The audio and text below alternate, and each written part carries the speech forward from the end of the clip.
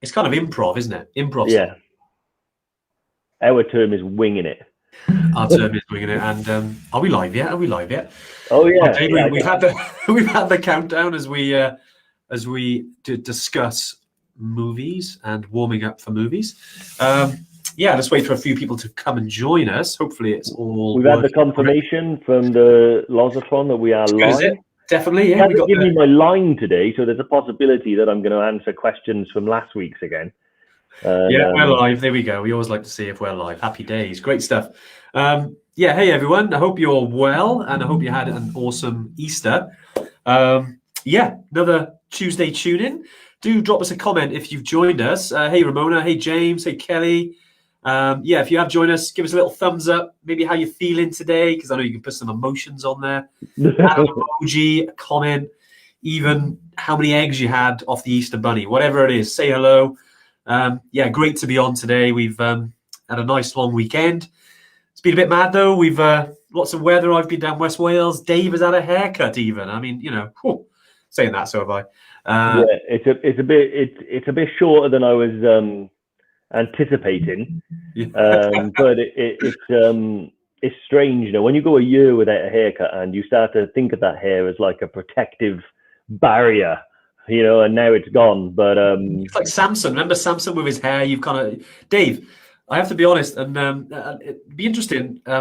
Some comments around Dave's hair would be, yeah, what does everyone think? Yeah, forum now. It's all about this live is all about Dave's hair. Personally, I'll be honest. The reviews have been a bit of a mixed bag. Some people say it's better. Some people miss the longer hair. Yeah. But I don't have a preference. Well, Dave, personally, mate, I think it looks great. I think it takes about 7 years off you at least.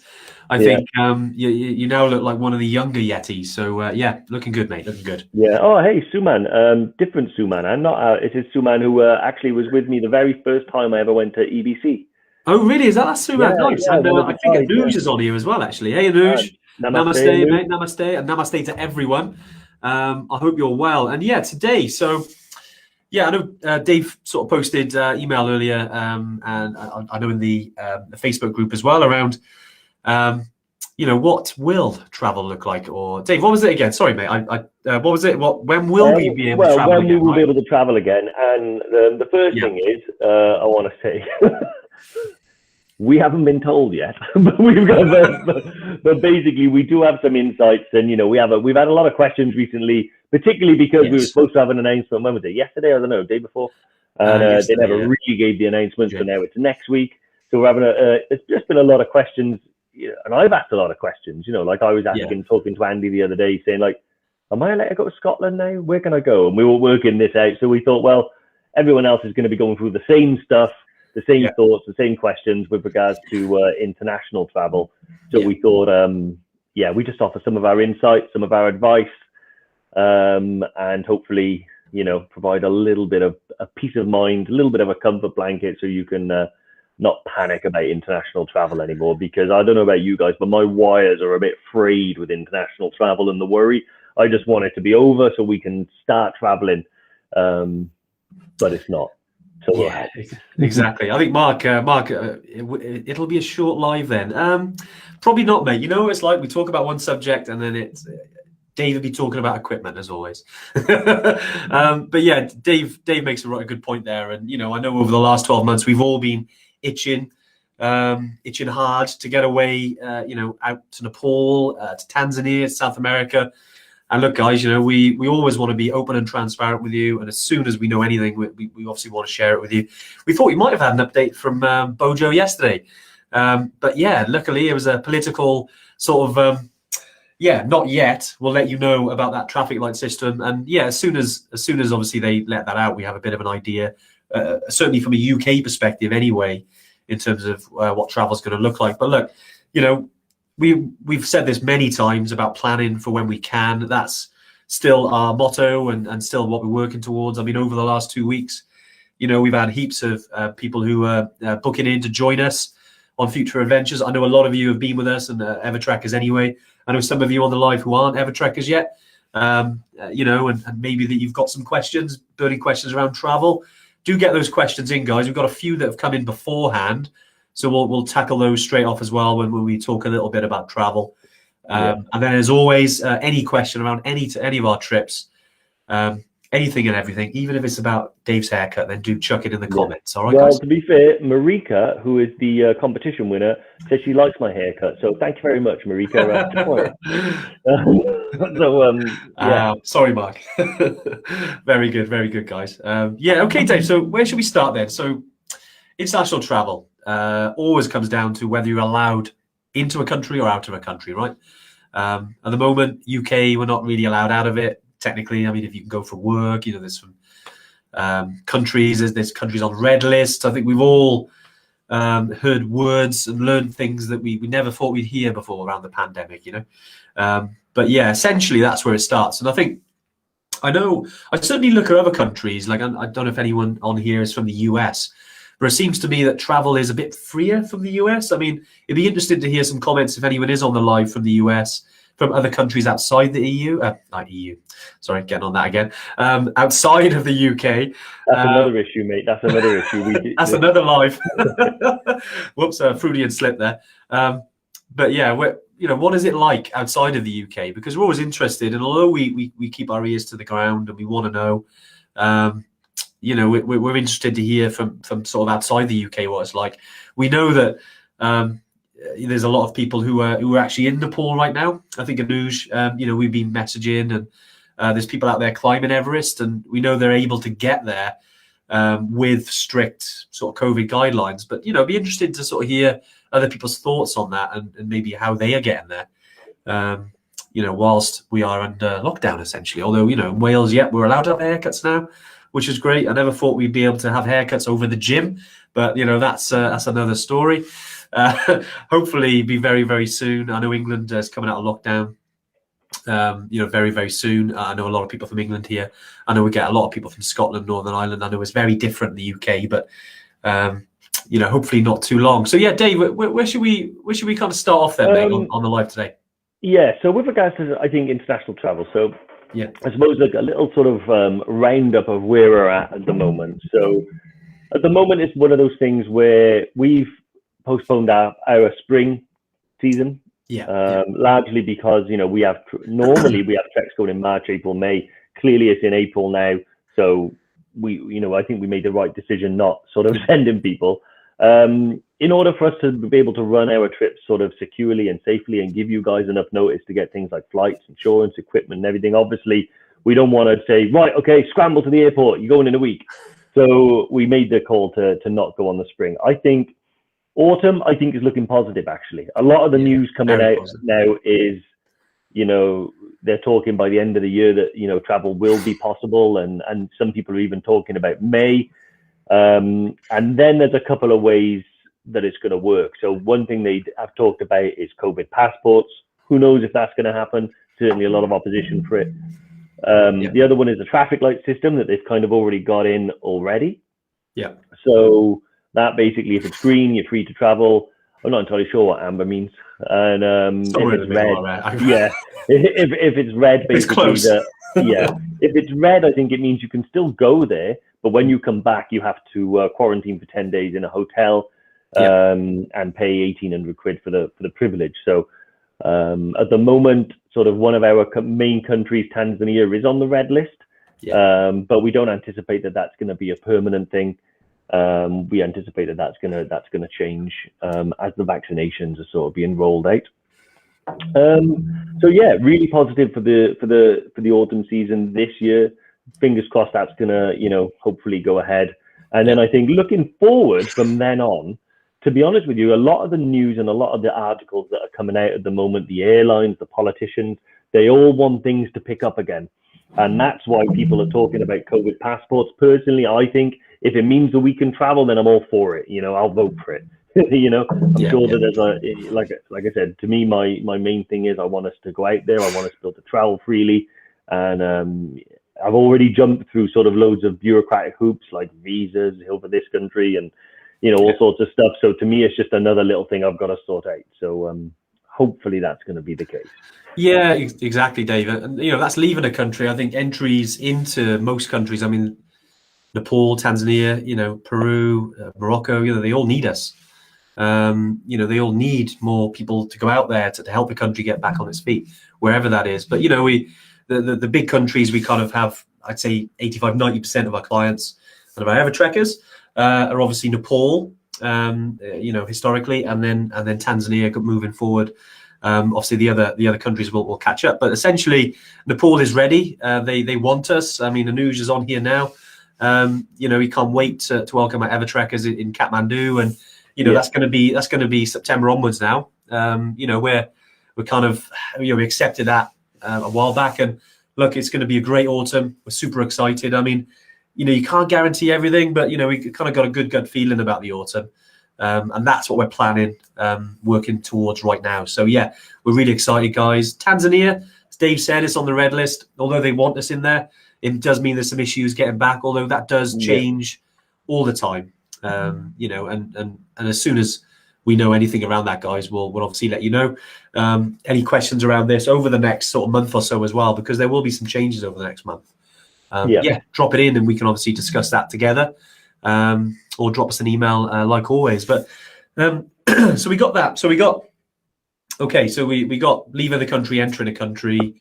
What are the other blockages, Dave? I mean, I know that like some people, the transit countries seem to be a bit of a pain right now. Yeah, exactly. Qatar being one of them, and Kenya another one, right? Yeah, so Qatar probably is the thorniest one for us, because we obviously transit through there a lot, because Qatar are probably one of the best airlines to use.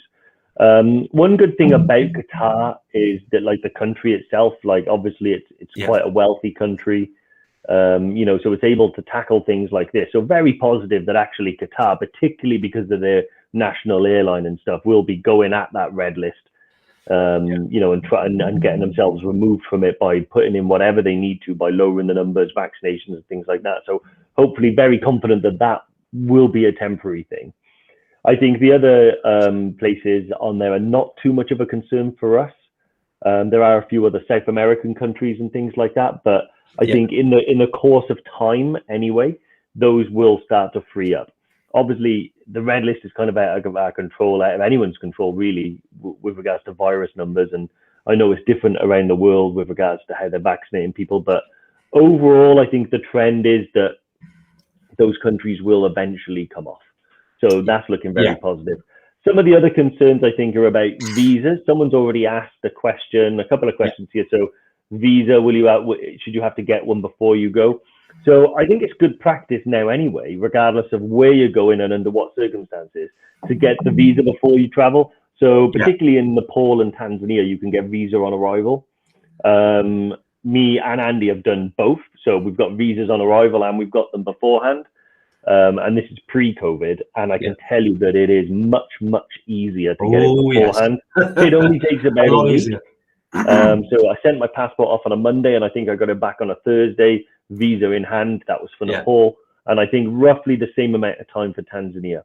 The difference is that when you arrive this applies to Tanzania and Nepal, because the process is pretty much identical.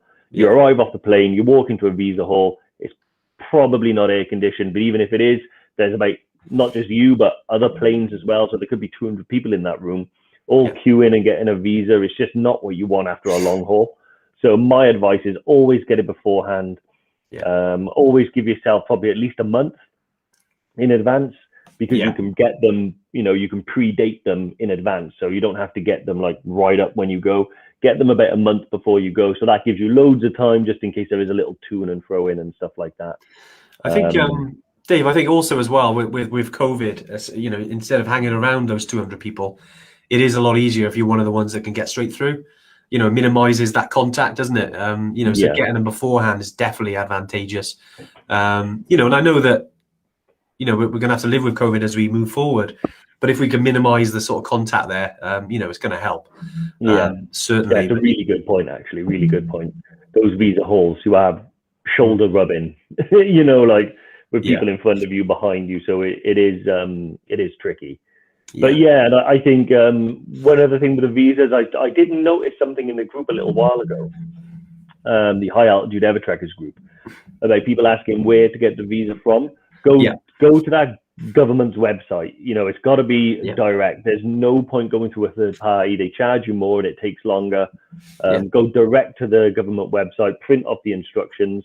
With Nepal, I had to send off a postal order, which I've never done before in my life.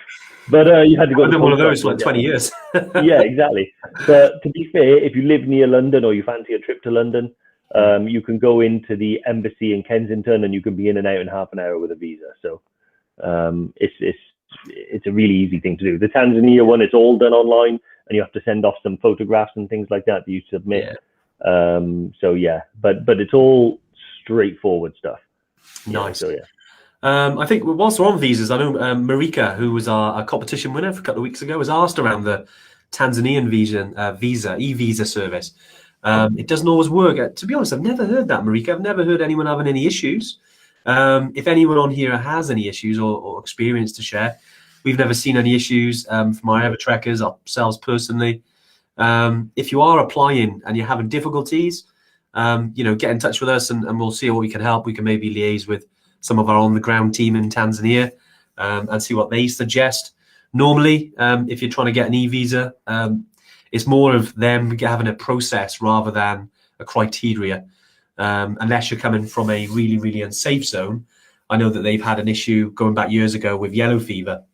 Yeah. People coming in, you had to have a yellow fever vaccination. It's not really an issue anymore, but I know years ago it used to be a thing. But yeah, so let us know any issues around that, guys. But Marika, just to answer your question off the bat there, we don't know of any issues for any EverTrekkers. It was really easy when I got mine. With Nepal, you have to post your passport off. So, sending it like special delivery, recorded, tracked, armed guard, however you want to do it. It's totally fine. But I actually just renewed my passport and it only took me a week, Nice. And actually that's because I lost my previous one. I have no idea where it is.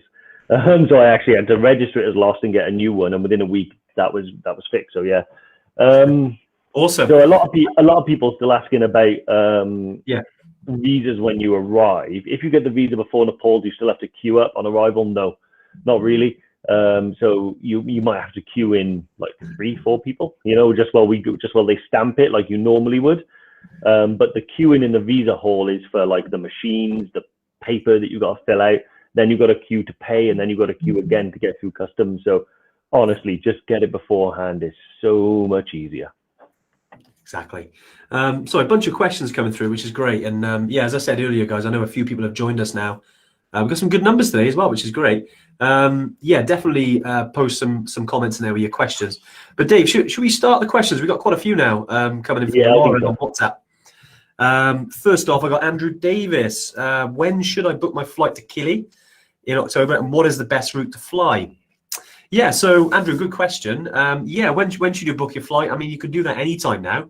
If you go in October, you're talking it's a good time. I mean, there might be reduced availability. There might be increased availability. It could go both ways at the moment. So if you want to get that flight locked in terms of best route, we mentioned Qatar Airlines earlier. They're an airline that we recommend and we've used loads of times. I recommend going to a flight comparison website like Skyscanner, momondo.co.uk, having a look what flights are available, having a look what airlines are running, and then go directly to their website and book directly with the airline. And you can do that now. It's not a problem. I know Qatar especially, I think a lot of companies, airlines are following suit, is that you can actually reschedule your flight for free, essentially, if there's if it's related to COVID delays. So yeah, definitely look that up, Andrew, and get your flight booked in. By October, Kili is ready and waiting for you, mate. Yep, awesome. So Dean Lloyd, hey guys, book you for Kili, 27th for the 8th till the 6th. I'm guessing it's best to book travel on the 25th. Yeah. August 22. Any comments welcome? So you've booked from the 27th of August till the 6th of September. So okay, so you want to book your flight leaving the UK on the 26th to arrive in Tanzania on the 27th, and then you want to book your flight to leave Tanzania on the 6th. So unless you want any extra days to do like a safari or anything like that, that's totally fine. But yeah, always leave the day. So day one of the trip, which is the 27th, that's your arrival day. Takes time to arrive, so leave the day before. Sorry, Dave, I'm getting sidelined by all these haircut questions. A few people, we've had a few nice Questions? comments. I got to be honest, more like comments, not questions. Sarah actually says, "Wow, Dave looks like a different guy." Thanks very much. I agree. Yeah. Who is this? Who is this guy who's joined us on our lives? Can't believe it feels totally different. You'd be amazed how cooler it is. You know, like, and I don't mean that as in like sort of, you know, cool. I mean temperature-wise is what I'm talking about. You know, like, you got to be careful, Dave, because I think it's snowing outside, isn't it? I think it's snowing. Brilliant. Sorry, as if by magic. As if by magic. Sorry, I couldn't resist but do that. It was actually snowing outside here, but I'm going to switch that off because we've had enough snow. Actually, there's never enough snow, but I couldn't resist doing that. Yeah. Right, Dave. What next, mate? I know we've got just bringing the questions up. Can you see any off the bat, mate? I can, mate. Yeah. So, Alive Millard. I don't know whether that. It's Alive. Alive Millard. Nice, cool name. I'm sorry if that's alive or Alive. I was lucky enough to win one of the prizes. Awesome. And was wondering if you're planning to do this with someone else who wanted to book separately. You hope there's enough space on the trip so booking.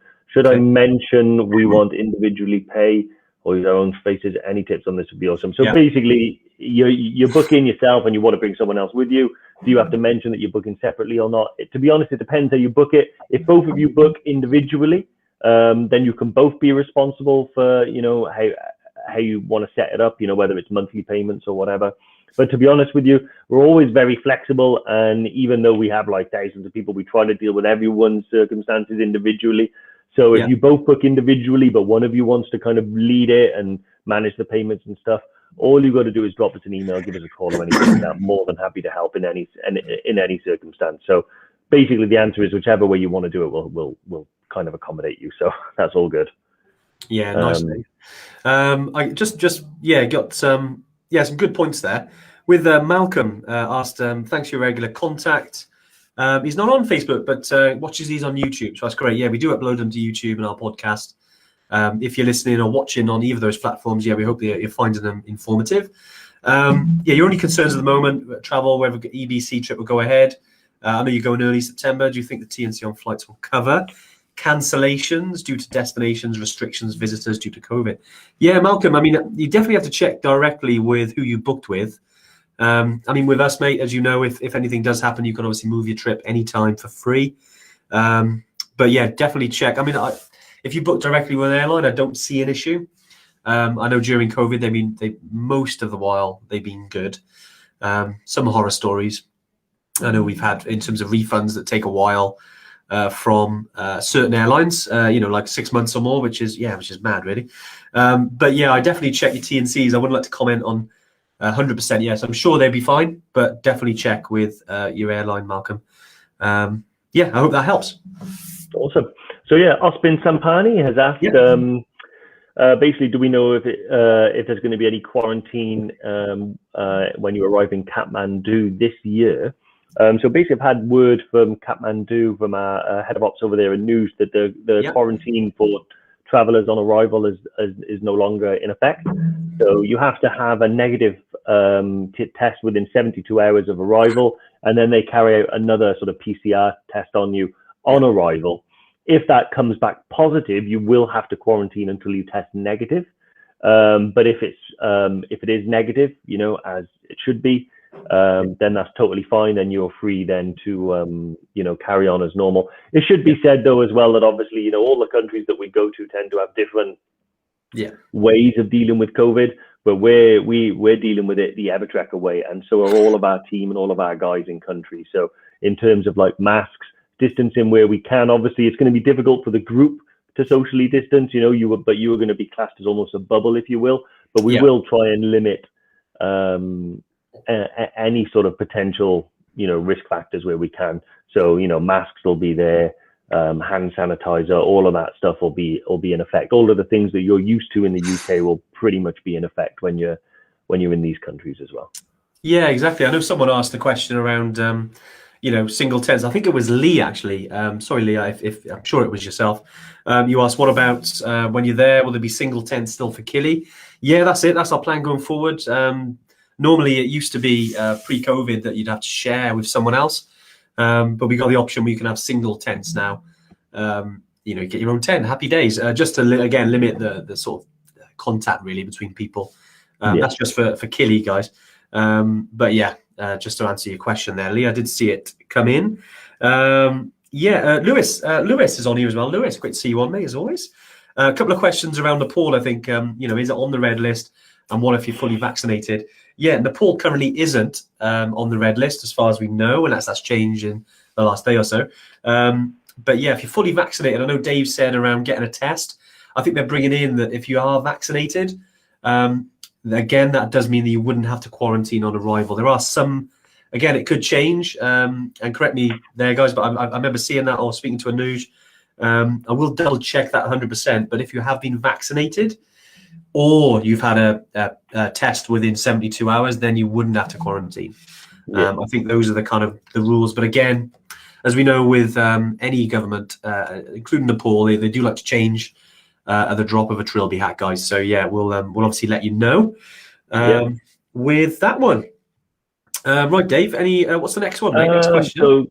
So Kirsty Ambo, you asked about the Tanzania visa issue. So I think we've already covered it. John the Bald. Yeah, he's asked, why am I happy to wear my glasses on the live, but not when I'm working on my bike with him? It's because I can't read the questions. They're really tiny. And when I'm working on my bike with you, I prefer to take a back seat and hold the torch while you do most of the work. But Tina Barrett has asked Bhutan on the trek list. To be honest, Bhutan is a very, very interesting prospect. It's a little tricky to travel in, would you believe? Because I think you have to get sort of a minimum number of groups. It's very expensive because your visa requires you to pay, it might be $100 a day or something like that. The last time we looked into it, it seemed like it was too tricky, but entry requirements and visas for Bhutan does change all the time. Luckily enough, obviously, our head of ops, Anuj, he knows a lot about Bhutan. Obviously, he's been there. So it is definitely on the radar. Hopefully, we'll be bringing some out soon. To be honest, historically, right at the beginning, we used to do it. But then it changed, and we're basically waiting. So it's the right time. We've got a lot of new trips. So we'll be releasing soon. We got another couple. Excuse me. We just had the Ring of Fire trek last couple of weeks, which is going down a storm. I got to be honest, people loving that. And we can't wait to get out there and run that. But we will be releasing the other ones. Another one in Argentina, another one in Nepal, and then a little closer to home. Elbrus isn't a mile away either. So yeah, we certainly got a couple that we're looking, and then with Bhutan as well, we're certainly looking to do that. It's been a bit little difficult with Bhutan over the last sort of 3 or 4 years. It's getting better, but tourism is definitely growing there. But yeah, we'll be able to run trips there before long. I mean, when it comes to that, guys, we'll definitely let you know with Bhutan, that's for sure. Yeah, awesome. Kim Lawley getting old, Dave. I am. Well, at least my eyes are. To be honest, my right knee got old about 10 years ago, and then my eyes are catching up. Yeah, so yeah, it's only distance, so luckily I don't need them. But like I'm getting old. There's no way around it. I mean, I just think it's your superhero thing, Dave, right? Because when you put these on, you're in game mode. Yeah, exactly. Yeah, it's like the opposite of Superman. But as soon as I don't normally wear them. I mean, I should do. I've been told I do, but I don't. Yeah, they're annoying. They keep falling off when you're on your mountain bike. But nice. Let's have a quick look. Kirsty, has the earthquake caused much devastation in Nepal? So that's Kirsty Ambo. So that's the most recent earthquake. Yeah. No, I don't believe so. To be honest, it's a lot of them. Nepal probably gets an earthquake once a year, probably more than once. More than that, yeah. And it depends sort of where they occur, sort of in the country, and also where they occur sort of within the earth. So I don't believe this one is. It's nothing like the big earthquake of sort of 2015. So it's sort of par for the course for those guys over there. But I spoke to Anuj today. Yeah, he's happy. All well. Everyone's like safe and sound and stuff like that. So no, not a big issue. Yeah, but thanks for asking though. Yeah, whenever anything happens like this, like we obviously had some fires on Killy, which was caused a lot of damage, and we had a lot of comments around that. And we know that all these countries, I mean, they're in parts of the world where these kind of things do happen. I mean, if you're in the anywhere near the ring of fire, because we're on the Pacific Ring of Fire, but also where there's any tectonic plate movements, you're going to have issues like this. From time to time, it happens in New Zealand, it happens in Japan, it happens in Nepal. But it's great that when these things happen, you can see there's a lot of comments around, guys, okay, and yeah, I really appreciate that, guys. But as far as we know, anyway, this one in Nepal had limited impact, which was really good. Never nice, but yeah, that one in 2015 was something else, and was one of the reasons I went out there. But to try and help Nepal. But it wasn't. It's not that kind of level, fortunately. And I actually experienced an earthquake in Kathmandu. I wasn't prepared for it because all I had on was my pants, and I had to run out of the hotel, which I'm sure a few Nepalese people had a laugh or two, seeing this Yeti run out of the hotel in only his pants. But that's a story for another day anyway. Right, Dave, what have we got next, mate? Having a quick look. Yeah. So Camilla Field, are your training weekends in the UK this summer going to happen? I hope so. At the moment, I think I think it's all positive. I believe that we're allowed now or imminently to be able to cross borders.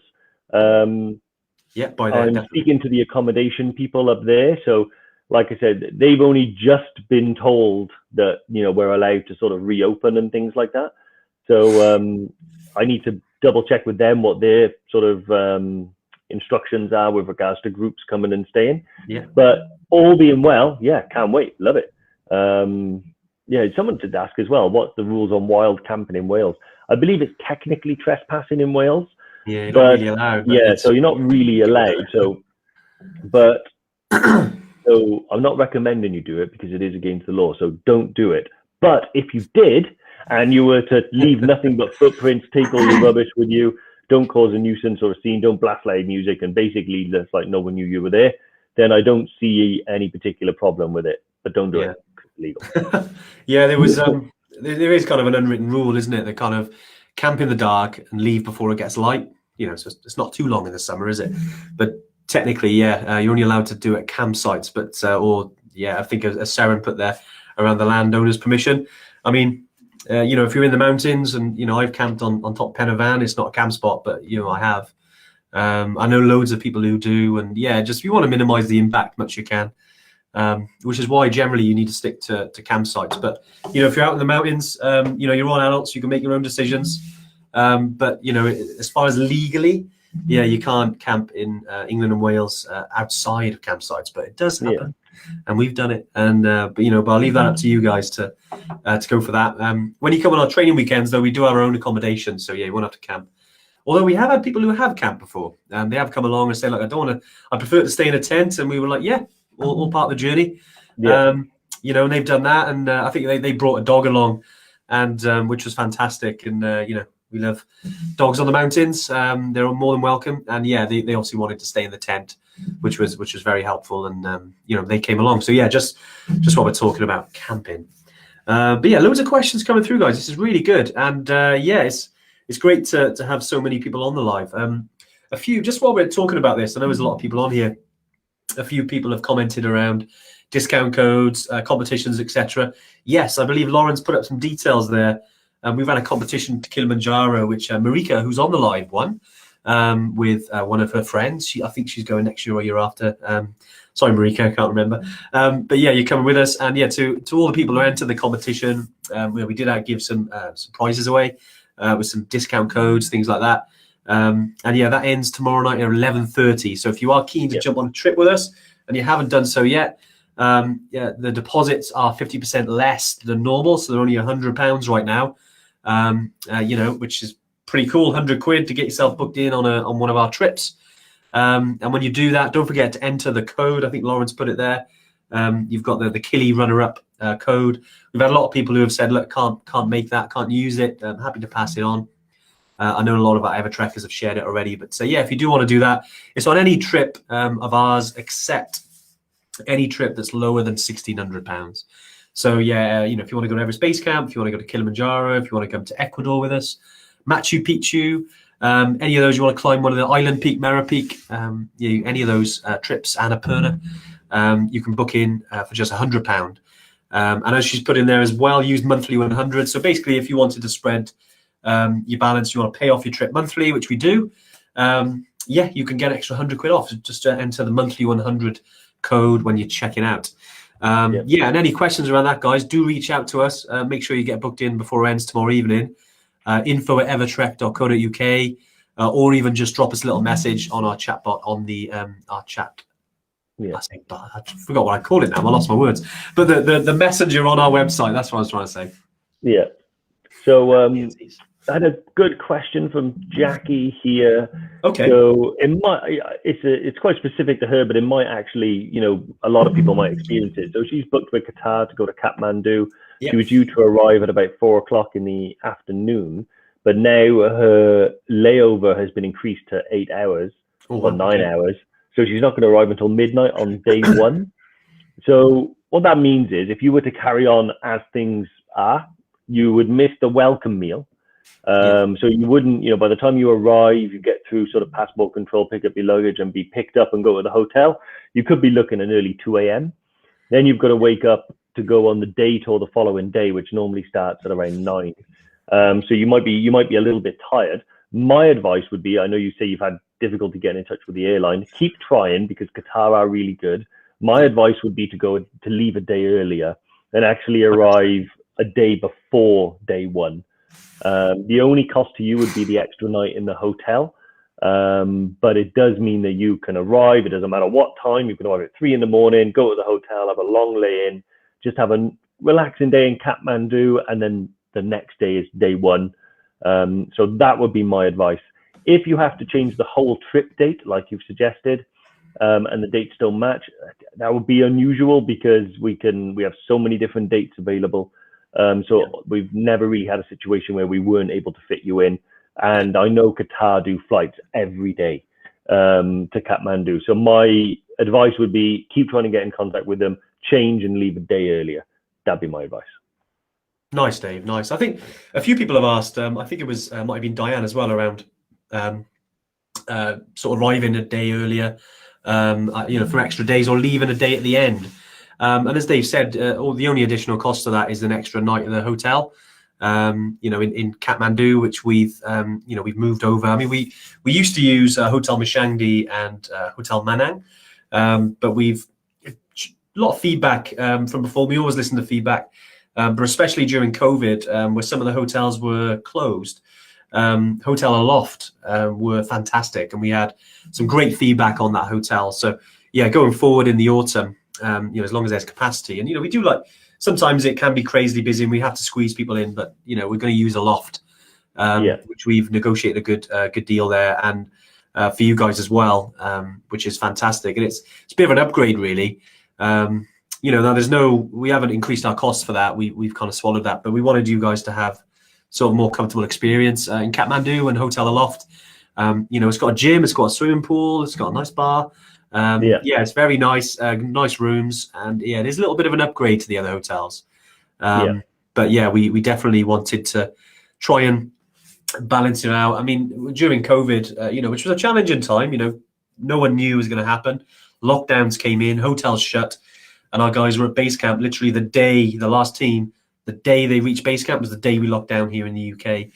And when they got back down to Kathmandu, Hotel Aloft literally moved mountains to make sure they were looked after. And, you know, it was very, very, very nice of them. And, you know, we've got a good relationship with them now, you know, via Anuj, who has sorted that for us. And yeah, very, very good. And it comes with any hotel like that. If you're coming on a trip with us, obviously you've got to book directly with us. If it's using the hotels because of capacity numbers, you know, and the relationship we've got with the hotel, you know, so if you are doing any additional nights, do let us know and we can get those. So that's before or after your trip, and we'll get that locked in for you. Yeah, exactly. And just someone's asked as well. So it's around $80 for a single room, single person for an extra night, and it's about $90 for a twin room per night. So, and that's we do all the reservations for you, like Andy said, so super easy. So let's have a quick look. What else we got, Dave? What else we got? So Carl has asked, how long before your trip do you need to take all of these jabs? The list is ever growing. So we're okay. So I take them as soon as I can, because they last several years. So, if I'm due to take some jabs, I'll get them as soon as I can. I never leave anything to the last minute with that type of thing, because I did that with my first ever trip to EBC. When I arrived at my GP's office, they honestly told me that someone had left the fridge open and the vaccines were dead. So I ended up going without some of the vaccines that I wanted, which is not advisable. So now I always go to Nomad Travel Clinic. They're super helpful. They're super knowledgeable. They know about things like the use of Diamox for altitude. Yeah. They know about things like what certain stomach bugs you might pick up in whichever country. So now we always have what I call the Brad Pitt kit. And they always prescribe, I always get one of them. They've got antibiotics in there for the stomach as well. But as soon as you can, today, go and get them done. Yeah, definitely. Yeah. Just going through, a few people mentioned, I don't know if you covered this already, but around using Schiphol Airport, I think, which is in Amsterdam, basically going to for your trek. Yeah, I've heard really good things of it. I've been there a couple of times. I know it's a lovely airport, but it's very similar to, say, Istanbul, Paris. You got Qatar, Doha. It's kind of like a middle ground, really. So you could stop there and switch your flight, because there's no direct flights to Nepal that we know of. Obviously it's quite far away, but it's definitely a good airport to use. Just looking at Jerome's asked, do you need a poem, Yeti? Jerome, you can keep writing poems, mate. I love your poems. I love your songs. Keep them coming. Why not? You can be a poem Yeti. And you've asked about, can you gift your £250 discount? Yes, 100%. I know you're off to the US next year. But yeah, if you want to give it to one of your mates, Jerome, that's great. Share the love. And we'd love to help that person on their journey. Surely that would be the Bard Yeti. Anyway, not the poem Yeti. It would be the Bard Yeti, wouldn't it? Yeah, it would be the Bard. Yeah, Jerome the Bard. There we go. If we had a sword, we'd certainly say you are a bard. You're knighted. There we go. Yeah, exactly. Quick question. What's going on now? So Camilla Field, I believe you've had a bit of advice of this from the guys. What sleeping bag do you recommend for EBC? Any recommendations? So both me and Andy use the Rab Ascent 700. And is that the one? Yeah, nice. It's still firing on all cylinders, mate. So that's a really good sleeping bag. I've used it on EBC loads of times. I've used it on Kilimanjaro in February when it was pretty cold. I've never really felt like I've wanted one that was warmer than that. Maybe on the odd night, I've put the down jacket on just as I get in to warm up, and then take it off within 5 minutes. So that's the one I would start with, and then look for any that's equivalent to that. So you're looking at sort of 3 to 4 season, probably leaning towards the 4. However, if you go into Nepal with us, we do give you free rental of a down sleeping bag. That's a 4-season bag rated for going on trekking at EBC. If you go to Kili, you can rent one for a few dollars for the whole trip. And again, it's 4-season purpose for going up Kilimanjaro to keep you warm. So yeah, all good. Nice. Lee has asked around planning flights for Kili in October. Is it normal there are 2 stopovers going? Even saw a few flights had 3. Yeah, sometimes. I've caught flights with 2 or 3 stopovers. Look, it's probably not the most ideal situation. If you can get one that's just 1 stopover, that's what I would advise you look for. They might be a bit more expensive. The cheaper flights generally do have more stops for some reason. They're just trying to fill flights. The flights might be a little bit empty, but there are risks sometimes that then, if they are less and there are not many people on there, they might cancel the flight. So yeah, if you stick to the one that has 1 stopover, generally they will run. I've flown in planes with there's like probably less than 25% people on there, which is great because you can have a whole row to yourself without paying for business class, which I know Dave absolutely loves. Ruined flying for you, Dave, isn't it? Business class. It has wrecked flying for me. Yeah, lucky enough to do it twice in my life. And if you go into a plane and you turn left, you're entering a whole new world of just luxury and comfort. It is nice. To be honest, though, I don't even care about the food. I don't care about the free champagne and the hot nuts, the bottle of whiskey, the free breakfast, the coffee to take with me. It's the bed. It's the being able to stretch out that gets me. I would quite happily go without a single bit of food the whole flight if I could have a bed. But yeah, what am I? Spoiled brat. Business class. You know, but yeah. So Shona has asked, what's the food situation in Ecuador? Are there any, you know, lots of food restrictions, so wondering if this is even an option for me without causing a major headache. First of all, there's no headache that's too major that I wouldn't want to take you on a trip, Shona. But secondly, no, I believe they can account for most things. If there's anything specific that you feel you need in order to supplement your diet, as always, you know this, take it with you. But also, if you were to let me know on an email exactly what the situation is, I'm sure we've been through this with your EBC trip, but always good to remind me, and I'll double check with our team over there just to be 100% sure. But to answer your question now, I'm 99% certain that we can accommodate almost any sort of food intolerance and things like that, because you know, those things exist over there too. The guides are really well trained, and as long as they know about it beforehand, so they can make sure there's no cross contamination and the food is right for you, that should be fine. Yeah, and I think you know, although it's new to us, this new trip in Ecuador, you know, the guys over there have been doing it a long time. You know, so they do cater for this. They have some clients from the US already. You know, many clients from the US. And yeah, they're very well looked after. So yeah, we as you know, we like to choose our the people we use very carefully. But yeah, these are a great team. And Juan Carlos, who's our kind of equivalent of like a news really on the ground over there. You know, he's a great guy, and he kind of manages everything over there for us. And yeah, Ecuador is, yeah, we're super excited. You know, I can't wait to start running trips over there, you know, as soon as we're allowed. And you know, the great thing is as well, even though you're going out there to do these mountains, if you're going all that way, you know, because we'll do some, hopefully some add-ons for it, there's so much to do there, you know, outside of the trekking side. Obviously we are quite niche, you know, we do stick to the high altitude, but if you're there and you can, you know, go and see other things out there, then it's fantastic. So yeah, I hope that helped a little bit, Shona.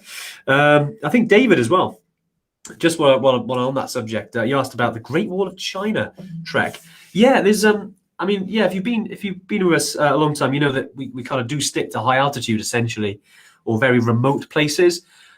I'd say, like, I'm not sort of putting the Great Wall of China down anyway, but lots of people I spoke to were a bit underwhelmed by it. I think in terms of they went there and, you know, it's because it's split in sections. They were telling us that you kind of hike for like a day and then you drive and then it's another, you know, it's very different, and it might be different depending on what company you go with.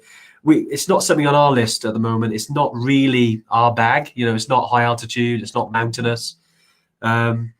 You know, we are quite sort of niche. If it's mountains, if it's altitude, if it's cold, if it's challenging, we're going to do it.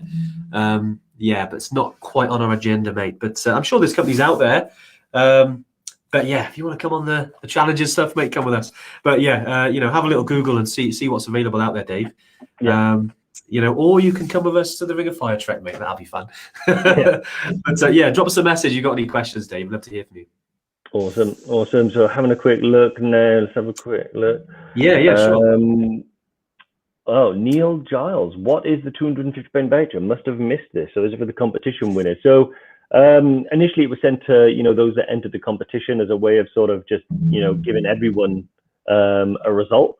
But to be honest, if you want to use it, that's great. Just so you haven't got long. You've got until, what is it, 11 o'clock tomorrow, and is that right? 11 p.m. 11:30. Yeah, just get yourself in. Yeah. Exactly. Yeah. So if you did want to use it, just to remind everyone, Killy runner up gives £250 off. You know, any other time without that code, you know, the trip's £250 more expensive. And then we also have monthly 100 as well. So if you sign up to a monthly plan, you'll get an extra 100 off. So Neil, if you want to book it and you want to make use of it, you've got until 11:30 tomorrow. Otherwise, the price goes up, I'm afraid. Nice. Yeah, Sue was asked. Susie Bradley. Hey, Sue. Do you guys recommend any altitude courses? I've experienced altitude sickness twice and want to avoid it on EBC. Yeah, it's a big question. I suppose the quick one, and I want to try and do this justice, is that anytime you go to to altitude as the first time, essentially, you've got to go through that same acclimatization process, and it can be different anytime. So if you've had altitude sickness, or we get guys who have been there half a dozen times, and then they'll get altitude sickness. It can be hit or miss. But if you do, you take it slow, you drink plenty of water, you look after your body, and you keep the positive mind. Normally that'll be fine. I mean, I'm not sure if you used Diamox before.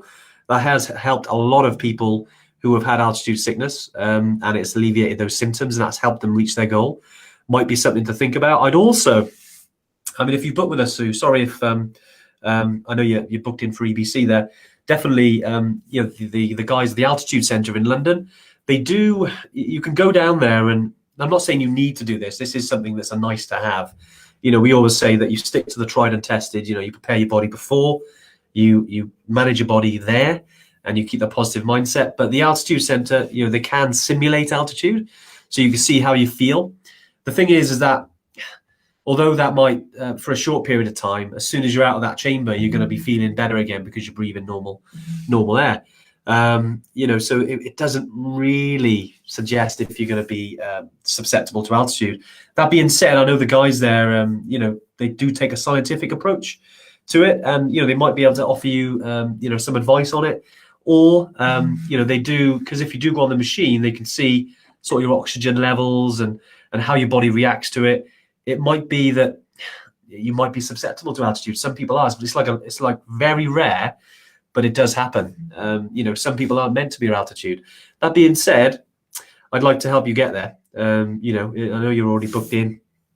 I think, if you want to try and take it head on and do those things we mentioned there, so prepare your body before, do what the guide says, drink heaps of water. Maybe if you wanted to try Diamox, obviously we do suggest, speaking to whether it's your GP or health clinic before you start taking that, but our guides do carry it. So if you are struggling and you need Diamox, then our guys can give that to you. I'd love to help you, Sue. I mean, it's one of those things, isn't it, Dave? I know you've never had altitude sickness, and then you had some symptoms on Killy. It just hits you out of nowhere sometimes, doesn't it? Yeah, exactly. Yeah. So I've done EBC quite a few times. No problem on Kalapatar, totally fine.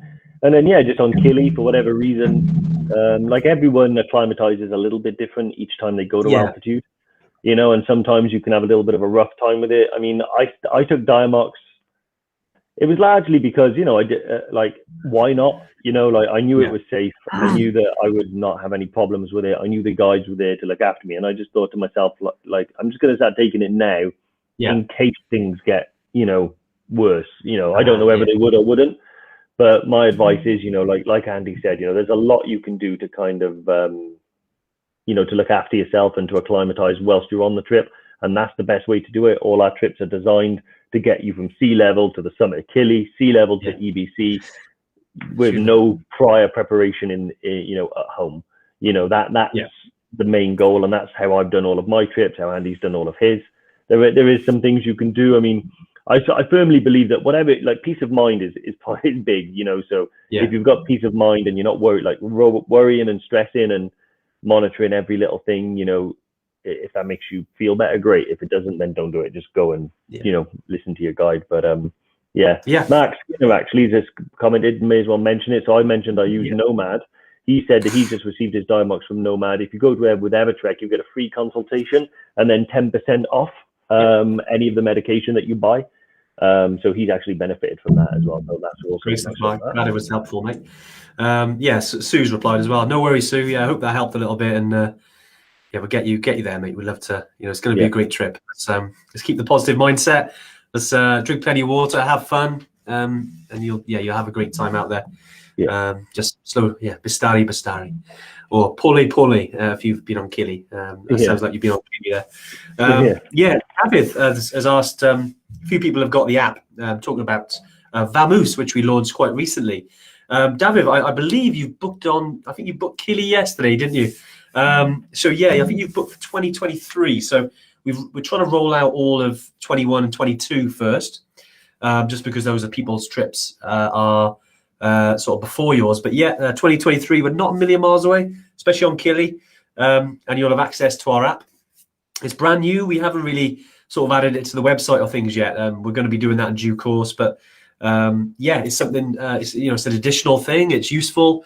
Actually, you haven't got to pay for this. It's you get the access, and it's more info just for your preparation of the trip, because we're, although you book with us and you're going on a trip, and you kind of, it's all about the trip.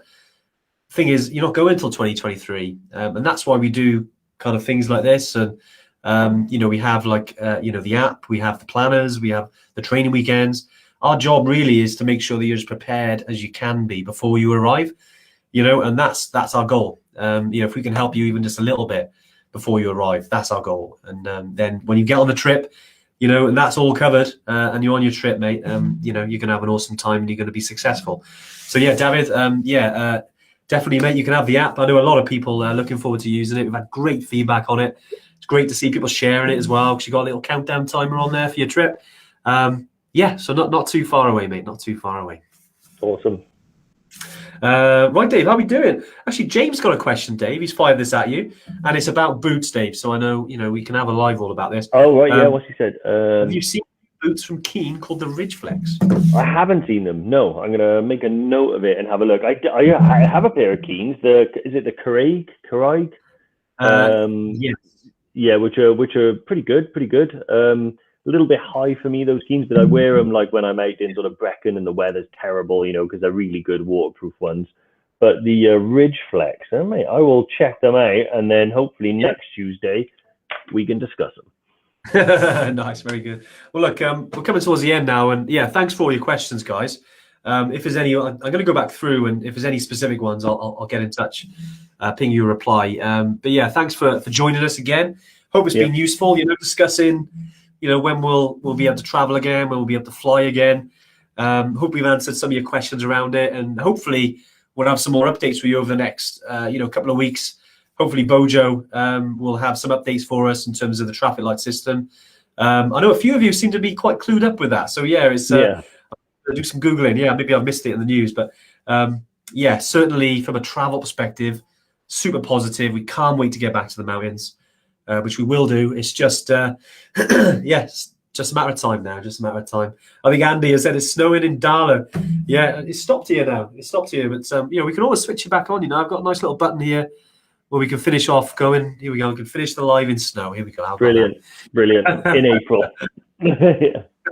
Well then, Neil, I'm glad you popped your cherry today, mate. You said about you're not a Tuesday virgin anymore.